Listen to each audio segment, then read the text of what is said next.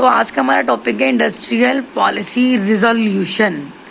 तो सबसे पहले हम ये देखेंगे कि इंडिपेंडेंस के टाइम पे जब हमने इंडिपेंडेंट हुए थे तो उस टाइम पे इंडिया बहुत ज़्यादा अनडेवलप्ड कंट्री, डिसऑर्डर्ड और अनबैलेंस्ड इंडस्ट्रियल स्ट्रक्चर वाली कंट्री थी।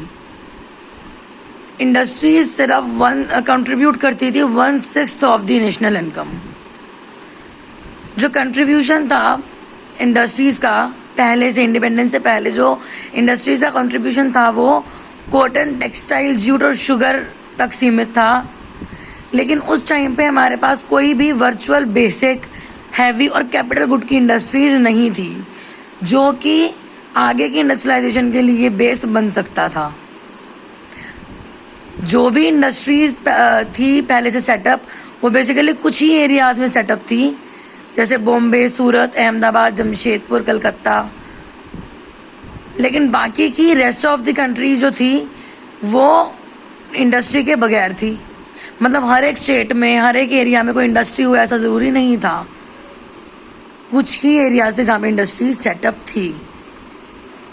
तो after the independence government of India undertook effective measures. India की इंडिपेंडेंस होने के बाद गवर्नमेंट ने कुछ इफेक्टिव मेजर्स लिए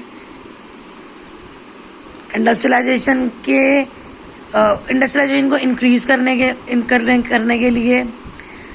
रीजनल इम्बैलेंसेस जो थे इंडस्ट्रियल डेवलपमेंट के, उसको करेक्ट करना, रेक्टिफाई करना the disordered industrial structure through rapid development of capital goods industries, यानी कि बेसिक और कोर इंडस्ट्रीज को का भी सेटअप करना।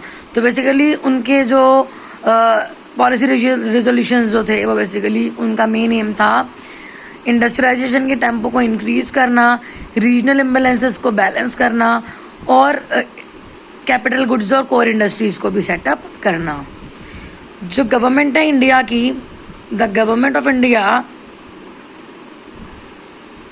took the various industrial policy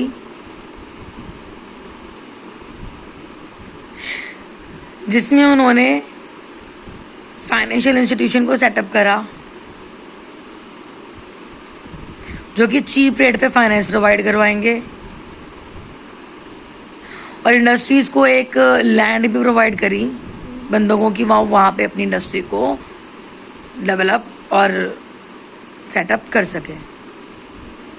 और एक्साइज ड्यूटी और अदर टैक्स पे भी कंसेशन प्रोवाइड करनी स्टार्ट करी ताकि इंडस्ट्रीज को प्रमोशन मिले।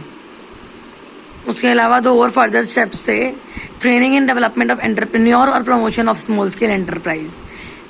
जब तक किसी बंदे को एंटरप्रेन्योर का पता ही नहीं होगा कि एंटरप्रेन्योर होता क्या है, एंटरप्रेन्योर के लिए क्या क्या ज़रूरत है, क्या क्या चीज़ें हमें चाहिए, तो उसके लिए उनको ट्रेनिंग प्रोवाइड कर, training and development courses provide करें एंटरप्रेन्योर के लिए, और प्रमोशन करा स्मॉल स्केल एंटरप्राइजेस का भी।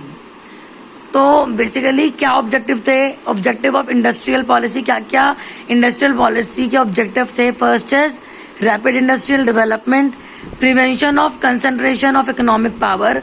जो पहले मोनोपोली का एक रोल था तो उस मोनोपोली के जो मोनोपोली था उसको हटाया गया और नॉर्मल मार्केट को क्रिएट करा गया जहाँ पे पब्लिक और प्राइवेट सेक्टर दोनों ही साथ में रह के काम करेंगे।